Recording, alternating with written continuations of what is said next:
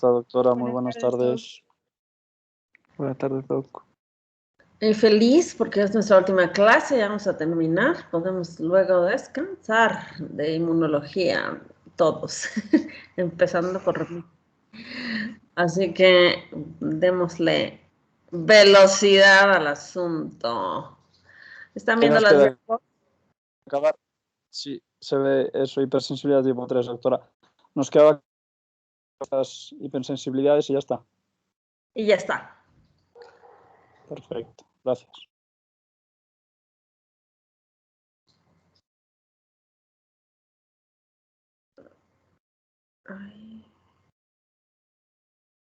Ok, entonces la clase anterior hablamos ya de un par de hipersensibilidades, hablamos de la hipersensibilidad inmediata y la hipersensibilidad mediada por anticuerpos que se unen a antígenos en una superficie. Mencionamos algunos ejemplos. Recordemos que la hipersensibilidad de tipo 1 está mediada por la inmunoglobulina E, que va a fijarse a los mastocitos y va a favorecer la degranulación de los mismos para generar todo el proceso inflamatorio característico, que puede ser muy simple, desde un proceso así, una picadurita, una ronchita y nada más, un edema localizado, hasta ser un efecto a nivel sistémico que puede llevar al paciente a la muerte.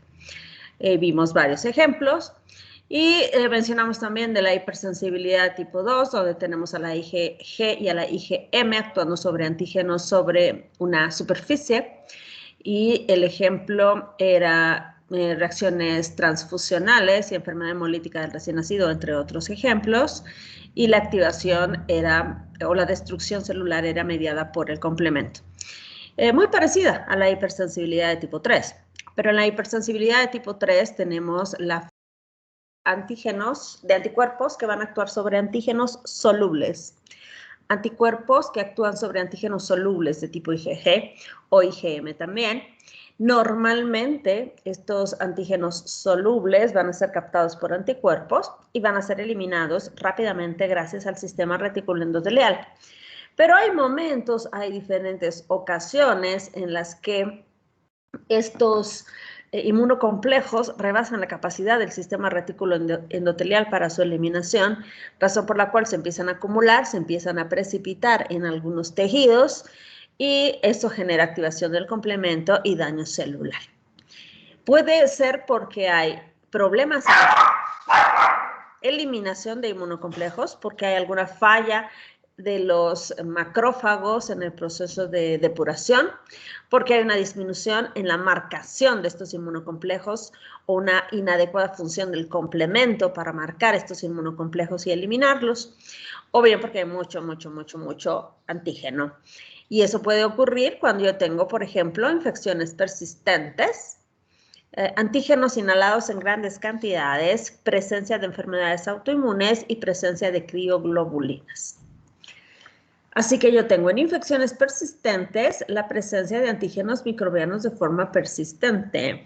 Puede ocurrir, por ejemplo, en lepra, puede ocurrir, por ejemplo, en un paciente que tiene, no sé, una escarlatina, una fiebre escarlatina, y hay una presencia importante de antígenos y de repente se forman inmunocomplejos, se precipitan en el riñón y el paciente hace una glomerulonefritis postestreptocócica.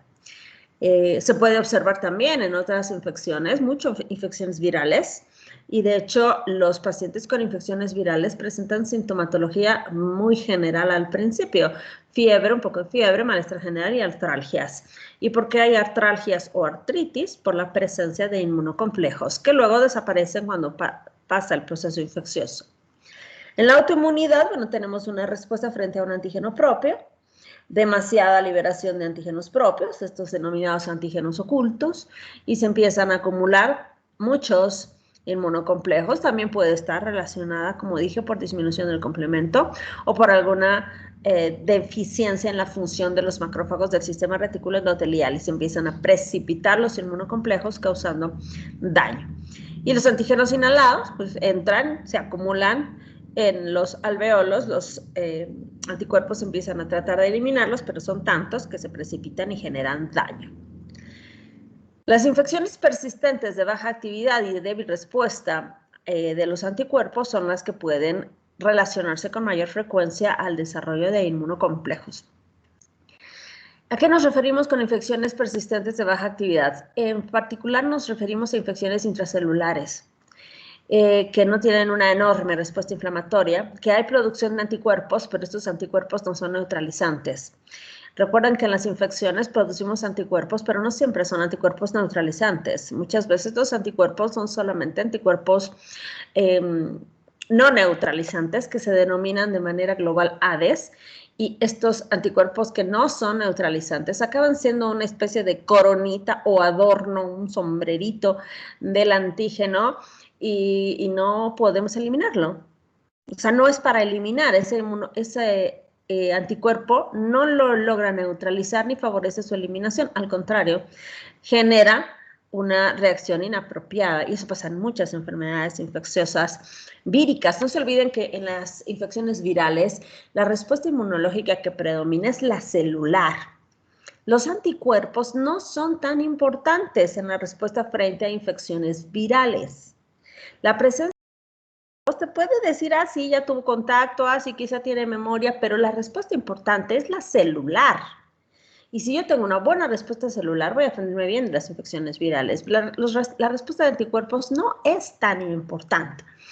Y de hecho, en muchas ocasiones se relaciona con hipersensibilidad de tipo 3. Tenemos lepra, por ejemplo, paludismo, dengue, hepatitis vírica, endocarditis infecciosa y otras muchas enfermedades infecciosas intracelulares que pueden relacionarse con el desarrollo de estos inmunocomplejos.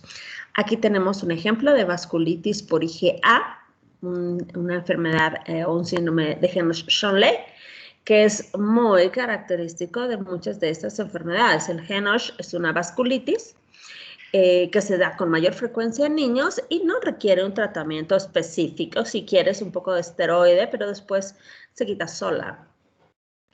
Aquí está la hipersensibilidad alveolar. Los antígenos entran aquí, pueden ser hongos, actinomicetos, o pueden ser algún antígeno ambiental, como por ejemplo antígenos de las palomas.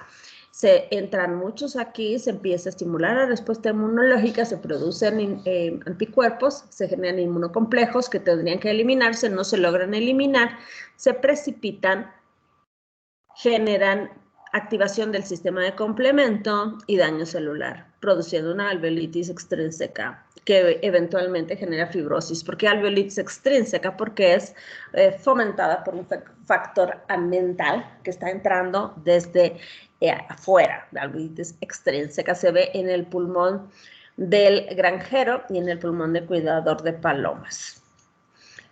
Las típicas que conocemos de hipersensibilidad tipo 3, como el Henoch, el Sjögren y el lupus, ya lo mencionamos, pero lo repetimos: formación prolongada de inmunocomplejos, probablemente relacionado con autoinmunidad, y no olvidemos que la autoinmunidad se relaciona también con un factor genético más un ambiental.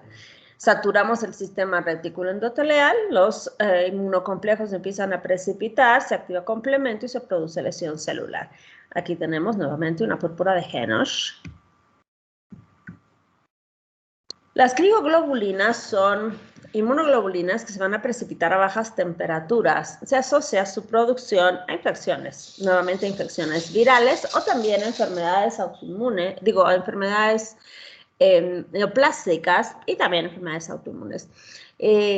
Tengo varias clases de estas crioglobulinas. Por un lado, las crioglobulinas de tipo 1, donde son monoclonales y se relacionan con enfermedades linfoproliferativas, linfomas, leucemias, síndromes mielodisplásicos, etc. Por otro lado, tengo las crioglobulinas de tipo 2, que predominantemente son IgMs monoclonales de tipo factor reumatoide que se unen a la IgG, un factor formado por IgM versus la IgG, que se observa en muchas enfermedades, no solamente en la artritis reumatoide.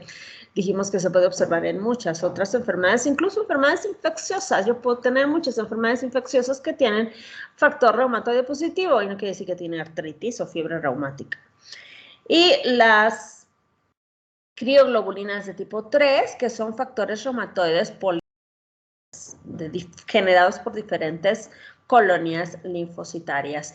Dependiendo del tipo de crioglobulina, podemos guiar nuestro diagnóstico, aunque en general en nuestro medio es muy difícil hacer la determinación de cada una de los factores reumatoides, estudiar en detalle y saber qué tipo de crioglobulina es, no es algo que sea de interés, porque tampoco va a generar un cambio importante en el diagnóstico. Los inmunocomplejos entonces se van acumulando, van activando el sistema de complemento va a hacer lisis, opsonización y quimiotaxis, generando un proceso inflamatorio local por el acúmulo de los inmunocomplejos. Puede ser típicamente vascular, muchas de las vasculitis, la mayor parte de las vasculitis son debidas a inmunocomplejos, excepto las vasculitis por ANCA, por anticuerpos anticitoplasma neutrófilo, que son hipersensibilidad de tipo 2, pero en el resto de las vasculitis hablamos de hipersensibilidad de tipo 3, y tenemos o vasculitis aquí, superficial, o bien los inmunocomplejos penetran y activan complemento en otras áreas del cuerpo generando daño, como por ejemplo las articulaciones o el riñón. Normalmente, como ya dijimos, los inmunocomplejos van a ser opsonizados por C3b, que va a permitir la fácil identificación de estos inmunocomplejos por parte de los macrófagos del sistema reticular endotelial. Pero hay ocasiones donde no hay suficiente C3b o donde los inmunocomplejos son demasiados, no se logran mantener solubilizados y se precipitan, o donde los receptores para el complemento dentro de o en la superficie de los macrófagos disminuye y entonces estos inmunocomplejos pierden su solubilidad, se precipitan y generan lesiones. ¿Qué enfermedades podemos mencionar como ejemplo en la hipersensibilidad de tipo 3? Bueno, la enfermedad del suero es la más característica. Las vasculitis, como la vasculitis cutánea, el eritema nodoso que están viendo por aquí, el eritema nodoso, donde vemos lesiones rojas. Y esas lesiones eritematosas, si tú las tocas, tienen nódulos, tienen superficie, tienen volumen. Así que la tocas y sientes unas bolas ahí, que además son súper dolorosas, muy relacionadas con el consumo de anticonceptivos orales o sulfas. El lupus y la artritis, la poliartritis nodosa, la crioglobulinuria y la glomerulonefritis postinfecciosa o postestreptocócica. ¿Qué factores favorecen la eliminación rápida o no tan rápida de los inmunocomplejos? Por un lado, el tamaño. Los inmunocomplejos más grandes se eliminan de manera más rápida. Los inmunocomplejos con IgG se eliminan de manera más lenta. Los de IgA se eliminan más rápido, pero se acumulan también con mayor frecuencia en riñón, pulmón y en el encéfalo. Y los carbohidratos de la superficie, o asociados, mejor no en la superficie, asociados a las inmunoglobulinas, también influyen en el eficiente proceso de eliminación de inmunocomplejos. ¿Dónde se depositan y por qué se depositan más? Se depositan sobre todo en lugares que tienen aumento de la permeabilidad, que tienen aumento de la presión y que generan turbulencia, porque esos son los lugares donde con mayor facilidad se pueden ir precipitando, porque hay más permeabilidad, entonces se precipitan, incluso penetran y se acumulan ahí. Hay más presión porque eso favorece una llegada mayor de estos inmunocomplejos y la turbulencia favorece su precipitación. ¿Qué lugares típicos? Bueno, si se fijan, el riñón, los glómerulos renales tienen todas estas cosas. Aumenta la permeabilidad vascular para poder filtrar la sangre. Aumenta la presión, pero también aumentar la filtración y luego la reabsorción. Y la turbulencia lo mismo, para favorecer la producción de orina. Entonces, todas estas cosas propias del riñón hacen un blanco fácil para la hipersensibilidad de tipo 3 al riñón. Y obviamente las arterias. En las venas no vamos a encontrar estas lesiones, son arterias, son vasculitis arteriales las que habitualmente encontramos porque tenemos aumento de la permeabilidad, aumento de la presión y áreas de turbulencia, donde hay giros o bifurcaciones arteriales y lugares también como los plexos coroides o el cuerpo ciliar en el ojo, que puede generar más precipitación de inmunocomplejos y daño celular. Así que los inmunocomplejos van a tener afinidad por estas regiones, les gusta el riñón, les gustan las articulaciones, la piel, pero lo más común, articulaciones y riñón, y por supuesto los vasos. Los inmunocomplejos pequeñitos son capaces de atravesar por acá, por ejemplo, acá en la membrana glomerular, y van a activar acá adentro, generando daño, o aquí afuera también. Se precipitan aquí en el endotelio y generan vasculitis. Y también atraviesan a las articulaciones, activan complemento y generan artritis. Aquí tienen ejemplos de las diferentes vasculitis, bueno, de algunas vasculitis de vasos grandes, como la de Takayasu y la de células gigantes, de medianos vasos, como la poliarteritis nodosa y la enfermedad de Kawasaki, y vasculitis de pequeños vasos, donde tenemos la vasculitis por crioglobulinemia, la de Heno-Schönlein y la vasculitis urticariforme por hipocomplementemia. También tenemos acá, esta ya es la relacionada con el Goodpasteur, por ejemplo, que es una de estas mismas relacionadas con el ANCA, la glomerulonefritis o enfermedad de Wegener, y la enfermedad de Schuch-Strauss, que estas son vasculitis, pero relacionadas con hipersensibilidad de tipo 2. Y estas de acá son hipersensibilidad de tipo 3. En el ABAS tenemos este cuadrito, donde mencionan estas 4 enfermedades, pero no son obviamente las únicas. Tenemos al lupus, la poliarteritis, la glomerulonefritis postestreptocócica y la enfermedad del sueño. La enfermedad del sueño es el prototipo del suero, del sueño. La hipersensibilidad del suero, la enfermedad del suero es el prototipo de enfermedad por inmunocomplejos. Y se caracteriza por la presencia brusca de grandes cantidades de antígenos solubles. Entonces, de repente hay una aplicación, una inyección, un contacto con una gran cantidad de antígenos solubles. Y si se fijan en la tabla, de repente yo tengo una gran cantidad de antígenos solubles. Digamos, puede ser, no sé, factor 8 de la coagulación. Le pones a un paciente con hemofilia su dosis de factor 8. Y por alguna razón, el paciente se sensibilizó previamente a ese tipo de factor 8 de algún donante en particular, y el cuerpo lo resiente y empieza a formar anticuerpos para interactuar con este antígeno soluble que está en sangre. Entonces, por ahí de los 5, 6, 7 días empiezan a formar inmunocomplejos, porque hay anticuerpos en contra del factor 8. Se forman muchos inmunocomplejos, y cuando hay demasiados inmunocomplejos, porque yo tenía demasiado antígeno soluble, produzco muchos anticuerpos, se producen muchos inmunocomplejos, muchos que no puedo eliminar, entonces se empiezan a precipitar. Y aquí tengo síntomas que aparecen más o menos luego del 7º al 10º día de la administración del antígeno. ¿Y qué va a ocurrir? Voy a tener fiebre, malestar general, datos de vasculitis, artritis y nefritis. Pero esto es temporal, dura 2, 3, 4 días y los síntomas desaparecen. El antígeno desaparece, los inmunocomplejos desaparecen y lo único que se queda son anticuerpos en contra de ese antígeno. Cuando vuelva a aparecer, van a volver a reaccionar con este antígeno, formar inmunocomplejos y volver a dar los síntomas. Así que si tú tienes un paciente al que le estás administrando alguna proteína, no sé, digamos de repente que será, se me ocurre, albúmina de pollo, no sé, o sea, alguna cosa que le pones al paciente, puede ser una albúmina recombinante a un paciente quemado, y de repente hace esto, se requiere infecto, no, probablemente es una enfermedad del suero. Retiras o esperas el efecto 2, 3 días y los síntomas desaparecen, porque es solamente una reacción temporal por acúmulo de inmunocomplejos y por la falta de eliminación rápida de estos inmunocomplejos. Finalmente tenemos la hipersensibilidad de tipo 4. Esta hipersensibilidad de tipo 4, en realidad algunos autores ya quieren subdividirla y tenerla de tipo 5, la de tipo 6.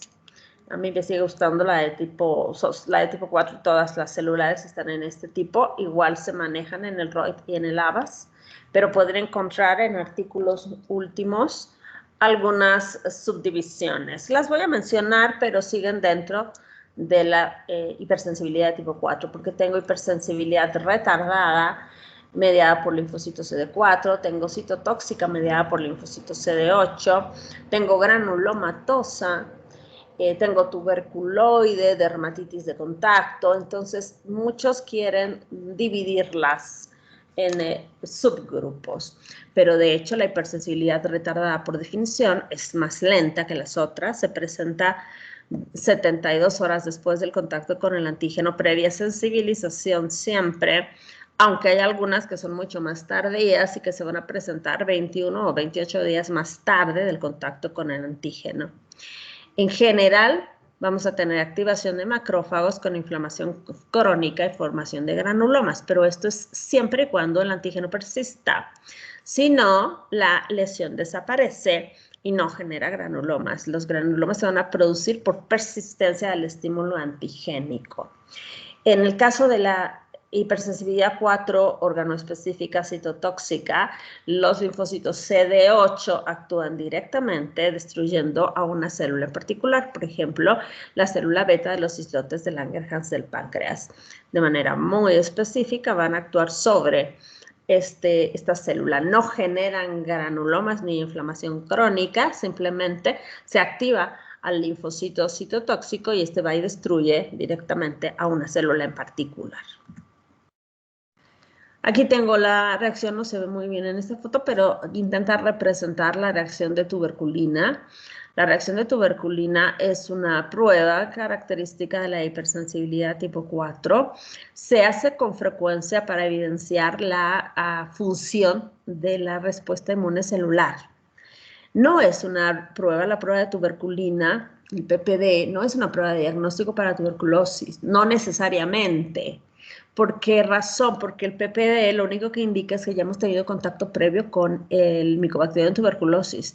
Y en nuestro medio, todos nosotros hemos tenido contacto ya con Mycobacterium tuberculosis. ¿Por qué razón? Porque hemos sido vacunados para la tuberculosis. Digo en nuestro medio porque no se olviden que en muchas otras partes del planeta, en Europa, Estados Unidos, Inglaterra, no es obligatoria la vacuna para la tuberculosis. De hecho, está contraindicada por las complicaciones. Pero en nuestro medio, debido a las condiciones de salud que tenemos y a la enorme frecuencia de tuberculosis que existe, sí se vacunan, sí nos vacunan. La vacuna de la tuberculosis no nos protege contra la tuberculosis, sino contra formas graves de tuberculosis. Así que ya hemos tenido contacto con el Mycobacterium y si tenemos una buena inmunidad celular y nos ponen el PPD puede salir positivo. Pero no quiere decir que tenemos tuberculosis, sino que hemos tenido contacto previo con el antígeno y que nuestra respuesta inmune celular está muy buena. En cambio, un paciente que puede tener tuberculosis y te puede estar escupiendo bacilos de Koch, los estás viendo ahí, puede salir con un PPD negativo. ¿Por qué razón? Porque su respuesta celular está disminuida. Porque un tuberculoso es un paciente inmunosuprimido. Un paciente inmunocompetente no hace tuberculosis. Aquí hay una de las opciones de clasificación de hipersensibilidad de tipo 4. Tenemos la de contacto, la de tipo tuberculina y la de tipo granulomatosa. La de contacto se presenta 48 y 72 horas después del contacto con este alergeno previa sensibilización o con este antígeno. El eczematoso, si hacen una biopsia van a encontrar linfocitos macrófagos y edema de dermis y esto se relaciona con estos antígenos, níquel, cromo, goma, tintes o perfumes y hiedra venenosa. La tuberculina, la reacción de tuberculina se presenta 48 a 72 horas después del contacto de que hemos aplicado el antígeno de Mycobacterium. Se genera una induración local, vamos a encontrar un infiltrado de linfocitos, monocitos y macrófagos y la reacción intradérmica es una reacción de tuberculina. Y los granulomas se van a mostrar con endurecimiento de las áreas en 21 a 28 días después del contacto nuevamente con el antígeno y vamos a encontrar macrófagos, células epitelioides, células de Langhans, células, que es lo mismo que células gigantes, y muchas células o fibroblastos produciendo colágeno. Y estos granulomas se van a presentar habitualmente por estímulos constantes, por estímulos de antígenos que no puedo eliminar, que no puedo destruir, que no puedo degradar, como puede ser el talco, por ejemplo. Las reacciones cutáneas eczematosas por dermatitis de contacto o hipersensibilidad de contacto se deben habitualmente a la presencia de alguna sustancia sensibilizadora que se comporta como apteno y se asocia con un apteno. Son moléculas de bajo peso molecular lipofílicas, muchas veces iones metálicos que se van a quelar con péptidos propios de los surcos del complejo mayor de histocompatibilidad de clase 2 y generan una presentación inapropiada del antígeno, lo que causa la reacción de hipersensibilidad. Tú sacas el fenómeno desencadenante, sacas el antígeno y la hipersensibilidad se quita, pero no se quita rápido, ¿no? Porque se presentó de manera más tardía, tarda también un poco en eliminarse.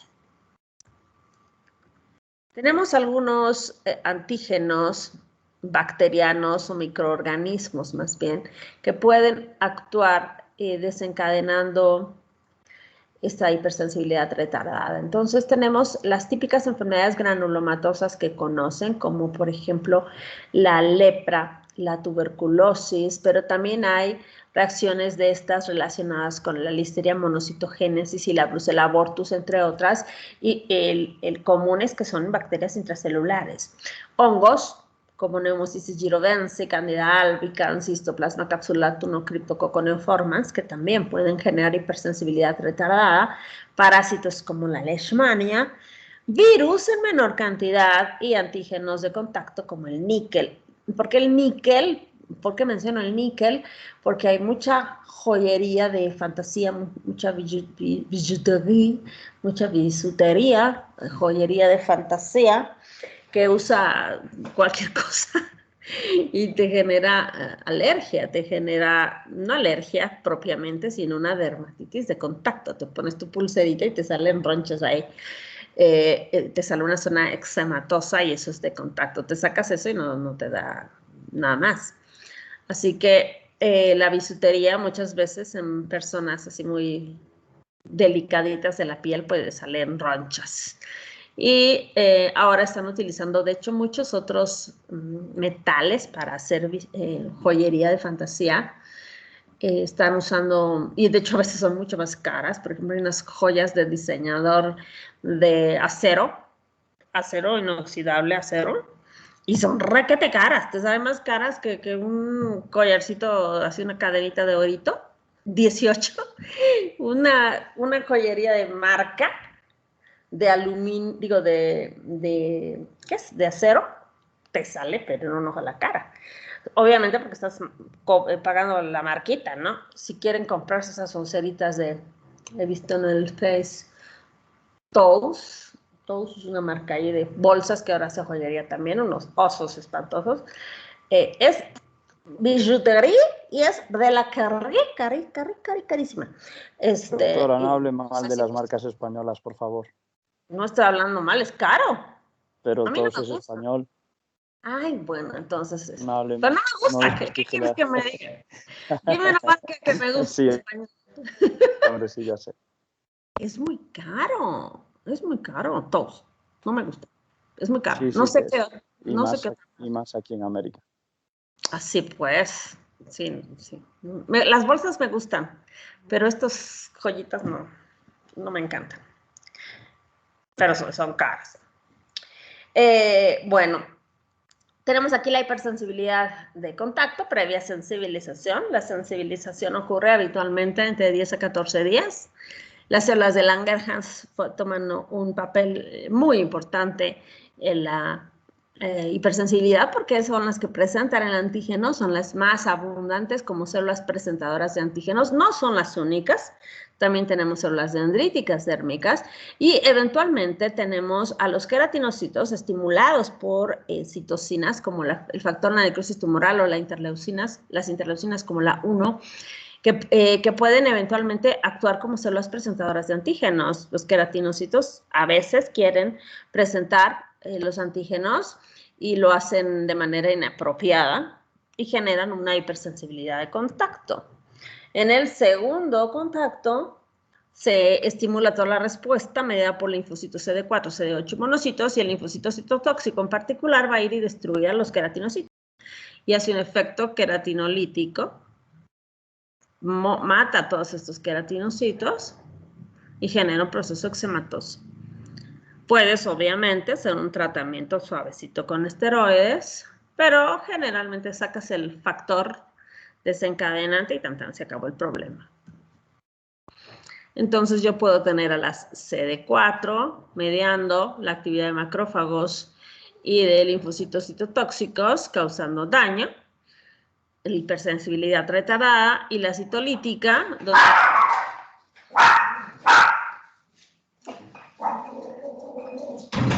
donde activamos al linfocito citotóxico de manera directa y matamos a una célula en particular.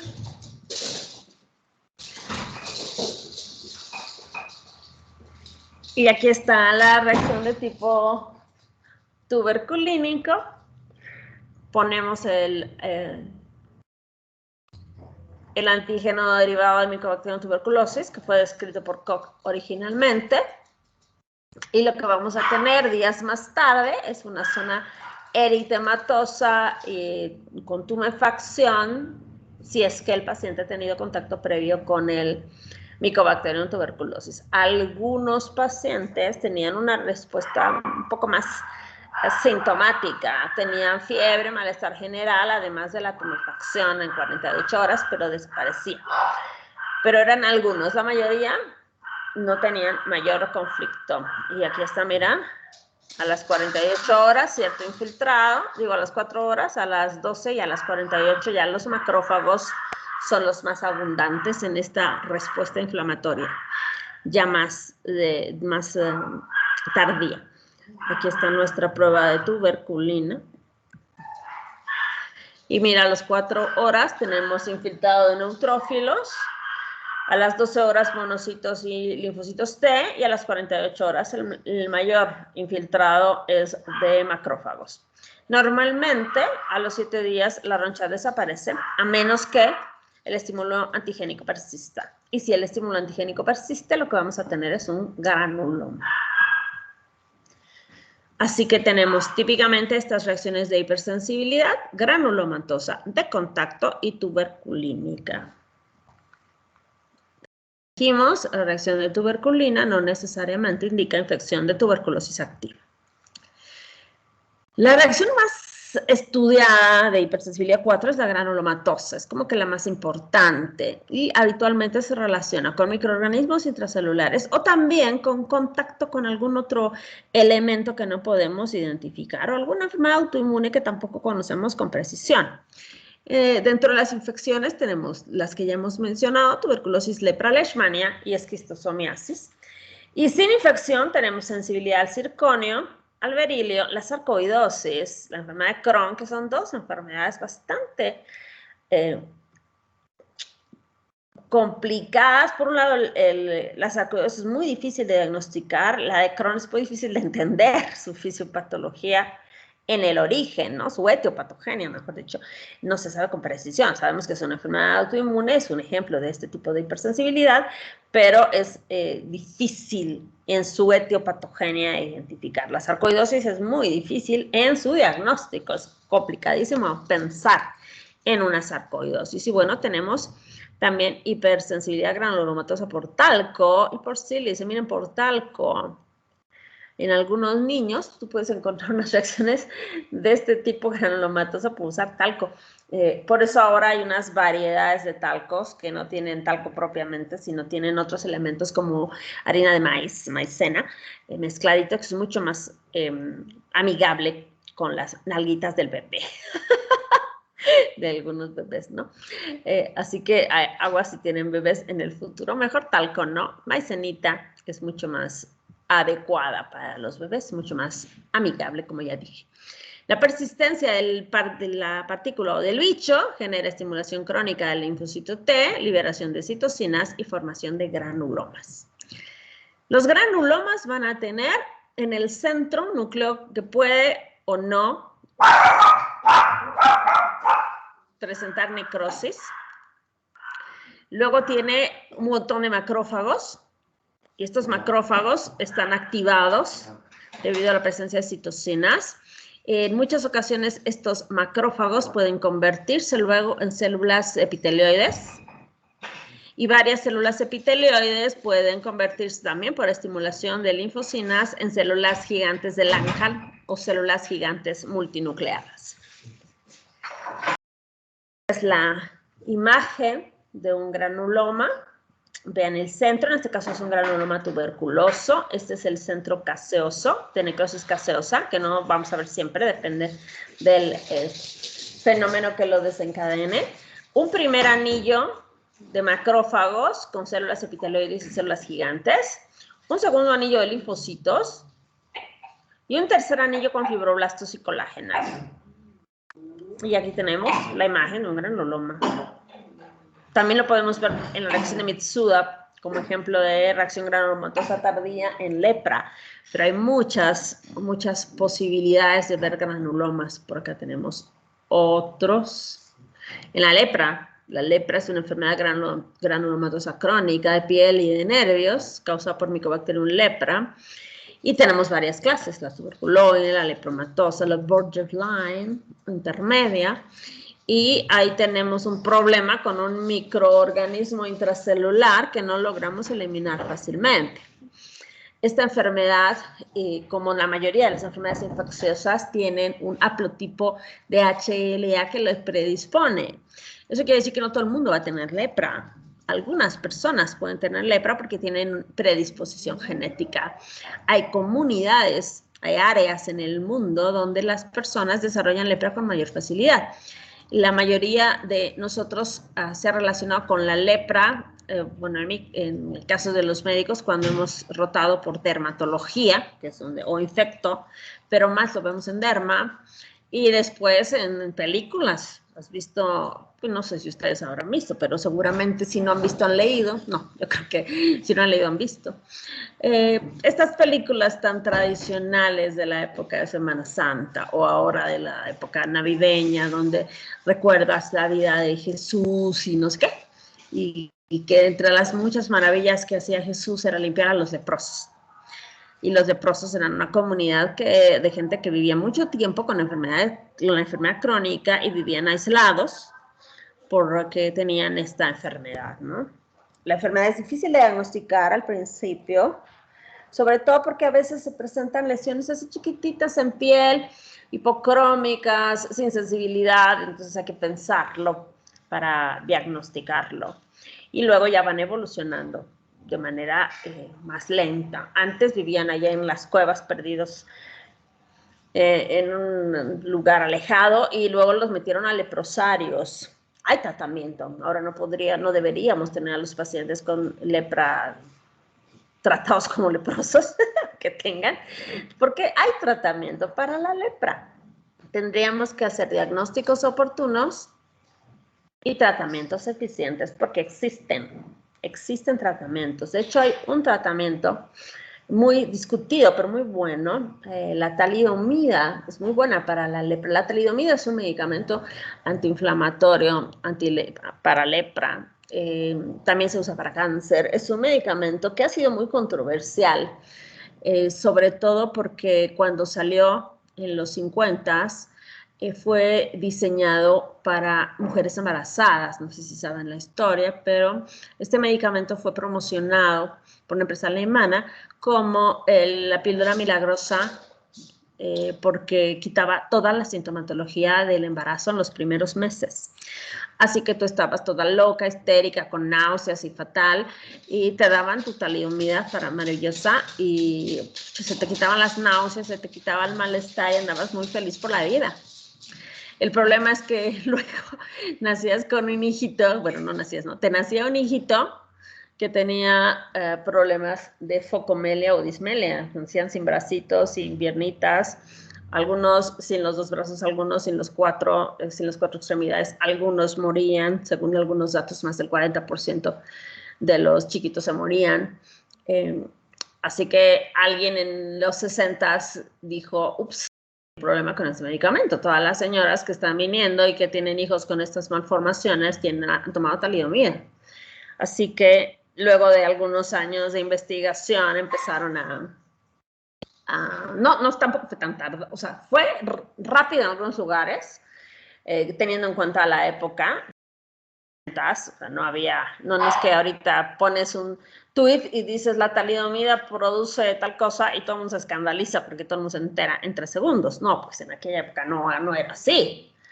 La información tardaba más tiempo y de hecho, de manera muy curiosa, en los Estados Unidos llegaron los laboratorios, estos alemanes y asociados con no me acuerdo qué otro laboratorio, a mostrar su producto a la FDA, que era manejada por una doctora, bueno, no manejada por una doctora, sino la que se encargaba de hacer los análisis detallados de los procesos de investigación que presentaban los laboratorios para asegurar que su medicamento era inocuo. Ella los revisó con detalle, la doctora Kelsey, los revisó con detalle y dijo, no, estos datos no son suficientemente confiables. Me parece que falta estudiar este medicamento, así que no aprobó su uso en los Estados Unidos. En Europa se usó a diestra y siniestra, en Asia, pero en América, en los Estados Unidos, no se usó. Lo que se usó, lo poco que se usó fue por regalos de muestras médicas que dieron a muchos médicos, en particular ginecólogos, y hubo muy pocos casos de focomelia y malformaciones congénitas por talidomida en los Estados Unidos, y de hecho Kennedy le dio a la doctora Kelsey una medalla al mérito por haber prohibido el uso de este medicamento en los Estados Unidos. Pero en el resto de Europa, sobre todo, hubo muchísimos casos de focomelia y dismelia, y hay incluso hasta la fecha demandas por el uso de este medicamento, porque ellos no sabían, la gente no sabía, les dabas medicamento y tan. Entonces hay gente que recibe una especie de pensión del gobierno en algunas partes de Europa por las complicaciones que generó el medicamento. Después de este escándalo, a finales de los 60s, principios de los 70s, la OMS absorbió, bueno, no absorbió, sino que hizo una especie de convenio con el laboratorio alemán y empezó a distribuir talidomida en América del Sur, porque en América del Sur había un problema importante de lepra. Entonces empezaron a distribuir en las zonas amazónicas de Brasil, de Colombia, Perú y todas estas zonas de selva que tenían problema de lepra, distribuían talidomida, pero no lo hacían de manera responsable. Porque si tú estás dando talidomida a una paciente en edad reproductiva, tienes que explicarle los efectos colaterales. Y en este caso no ocurrió, pues si ocurrió la gente no entendió, y hubo muchos casos también, y hay muchos casos de focomelia y malformaciones congénitas por talidomida en las zonas selváticas y la zona amazónica de América del Sur. Obvio, como son zonas así perdidas de la mano de Dios, pues ni se entera lo que pasa, ¿no? Hubo un reportaje muy interesante de un inglés que fue a hacer seguimiento de la talidomida en estas regiones y vio y sacó fotos increíbles de todos los niños, y estamos hablando de los 80s y 90s, que tenían complicaciones por el uso de la talidomida. No es un medicamento malo, es un excelente medicamento si se usa como corresponde. Yo recuerdo que teníamos pacientes a las que le dábamos talidomida, no me acuerdo por qué, ¿cuál era la causa en derma? Se usaba harto, no me acuerdo para qué. Pero bueno, el caso es que se les daba este medicamento y con el medicamento le inyectabas el anticonceptivo, de estos anticonceptivos de depósito, le dabas el medicamento y le inyectabas, obviamente, el anticonceptivo, previo consentimiento informado, porque pues ellas tenían que saber las complicaciones y tú tenías que ayudarle a evitar esas complicaciones. La talidomida es un increíble medicamento, muy bueno para problemas autoinmunes, para cáncer de mama, para prostatismo, para enfermedades de SET, bueno, para muchas enfermedades se usa porque es un inmunomodulador maravilloso, pero hay que tener mucho cuidado en las mujeres en edad reproductiva. Aquí tenemos un leproso muy sexy de película. Estos son los reales y estos son los de películas, ¿no? Aquí tengo la tuberculosis, otra enfermedad granulomatosa. Aquí está nuestro granuloma, ya dijimos, la necrosis gaseosa, su primer anillo con macrófagos y células gigantes. Y el segundo anillo de linfocitos y un tercer anillo de fibroblastos y colágena. Puede ser una prima infección que se calcifica. La mayoría de nosotros ya hemos tenido una prima infección y tenemos ahí nuestro nodulito de Gón calcificado en alguna parte de nuestro pulmón. Nada raro. Y de repente bajan nuestras defensas por alguna razón, VIH, alguna otra enfermedad que comprometa nuestra inmunidad de manera importante, y esto reaparece, se reactiva la enfermedad y tú tienes acá tus lesiones apicales características de tuberculosis pulmonar. Esto es pulmonar. Ahora, la tuberculosis puede darte en cualquier lado, ¿no? Pero típico es pulmonar, pero te puede dar donde sea, tuberculosis donde sea. Tienes tuberculosis miliar, tuberculosis renal, peritoneal, cerebral, bueno, donde sea puede haber. Los esquistosomas. Ay, tenía que bajar, el otro día puso el doctor Arce unas larvas de esquistosoma en intestino. No sé si vieron su publicación porque está haciendo patología en el Brasil y publicó una imagen bien bonita de histoplasmas, larvas histoplasmas en el intestino y me olvidé descargarla para mostrarles. Aquí está la sarcoidosis, aquí están los granulomas y las lesiones de sarcoidosis son bien difíciles de identificar y bien difícil de pensar que es sarcoidosis, es una enfermedad bien complicada. Y terminamos, chicos. Preguntas.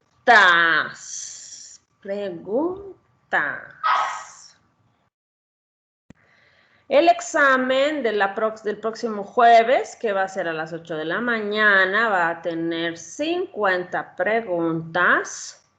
Algunas van a ser con varias opciones, unas cuantas solamente. Va a haber muchas imágenes para que hagan diagnóstico, pero en general es un examen súper fácil. Así que no tenemos demasiado problema con el final. No hay ninguna pregunta. Bueno, una recomendación solamente que se les deben hacer en todos lados, pero no está de más repetirla. No olviden que ustedes están estudiando medicina, que van a ser médicos y que su primera regla, aunque no tendría por qué ser una regla, es no hacer daño. Lo primero es no hacer daño. Deben recordar que hay que confortar y no lastimar. Y si ustedes no saben, porque nadie sabe todo, debemos ser suficientemente humildes para pedir ayuda, pedir colaboración, asesoría, armar un grupo de gente que sea suficientemente buena y que te ayude cuando tú no sabes. Eso es lo ideal. Así que les deseo mucho éxito en lo que falta de su carrera médica, que falta mucho todavía, tienen que ir de a poco, con pequeñas metas logradas. La carrera de medicina es muy larga, más que difícil, es una carrera muy larga, de gran responsabilidad. Así que, pues, a seguir dándole duro. Este año ha sido un año duro para todos, con esta situación en la que estamos viviendo. En Bolivia parece que todo va a estar normal ya, a nadie le va a importar la enfermedad ya, pero la enfermedad está ahí, la enfermedad está más vigente que nunca. Entonces, la responsabilidad ya es personal. Ustedes tienen que ser responsables y tienen que ayudar a su familia a ser responsables para que no se enfermen ni enfermen a otros y no se compliquen y siga muriendo gente. Llevamos más de 1,5 millones de muertos en el mundo y sigue aumentando la cifra. La mortalidad en muchas partes del mundo, aunque ha disminuido, seguimos con mucho paciente. Así que, pues, no bajen la guardia, lávense las manos, cuídense mucho y, pues, muchos éxitos, chicos. Doctora, un favor, ¿podría confirmarnos el temario? Es que nos hemos confundido algunos con el temario, entonces ¿podría repetirlo? Pero, ¿cuál era la confusión? Les dije, inmunidad frente a infecciones, inmunodeficiencias, tolerancia y autoinmunidad e hipersensibilidades.